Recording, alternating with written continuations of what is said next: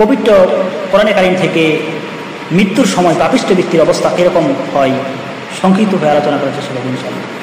আল্লাহ রাব্বুল আলামিন সূরাতুল ফুরকানের 22 নম্বর আয়াতের ভিতরে পাপিষ্ঠ ব্যক্তির অবস্থা মৃত্যুর সময় কিরকম হয়ে যায় বলতেছেন, ইয়াউমা ইয়ারানাল মালাইকাতা লা বুশরা ইয়াউমাইযিল লিল মুজরিমিনা।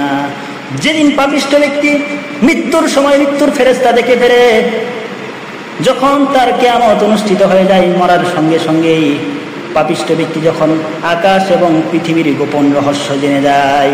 কি জন্য রব্বুল আলামিন আকাশ এবং পৃথিবী সৃষ্টি করেছিলেন? যখন পাপিষ্ঠ ব্যক্তি যখন মৃত্যুর ফেরেশতা দেখে ফেলে, তখন তার কিয়ামত অনুষ্ঠিত হয়ে যায়। তখন কি বলে রব্বুল আলামিন তাও বলে দিয়েছেন কোরআনের ভিতরে।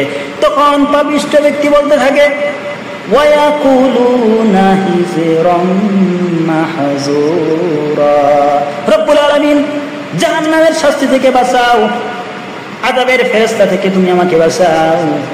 আল্লাহ রাব্বুল আলামিন তখন বান্দার কথার প্রেক্ষাপটে জবাব দিয়ে দেয়, বান্দা যে আমলনামাগুলি দুনিয়াতে স্রষ্টাকে স্মরণ করে নাই, আল্লাহকে আল্লাহ হিসেবে মানে নাই, দুনিয়ার প্রভাব প্রতিপত্তি বিশাল ছিল, গাড়ি বাড়ির মালিক হয়েছে, অট্টালিকার মালিক হয়েছে, ডাক্তার ইঞ্জিনিয়ার হয়েছে, ব্যারিস্টার হয়েছে, কিন্তু আল্লাহকে স্বীকৃতি দেয় নাই।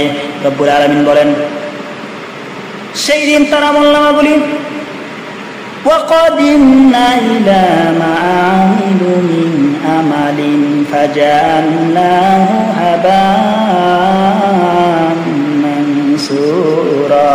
আল্লাহ রাব্বুল আলামিন সেই দিন যে বান্দা আমলনামা নিয়ে হাজির হয়েছিল, এরকম বিশাল বিশাল অর্জন সার্টিফিকেট, আল্লাহ রাব্বুল আলামিন সেই দিন সেই সার্টিফিকেটগুলি ধুলির মতো, ধুলিকণার মতো সেই দিন উড়িয়ে দিবে, আর বান্দাকে বলবে, বান্দা তুমি জাহান্নামের শাস্তি ভোগ করো।